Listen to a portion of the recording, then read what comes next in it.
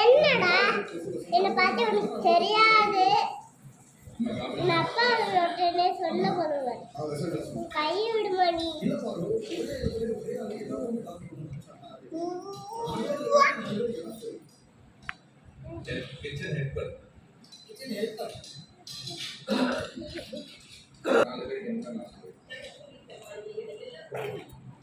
அங்க பாருங்க முண்டாம அங்க பாரு. ஐயோ சரி கிரிக்கெட்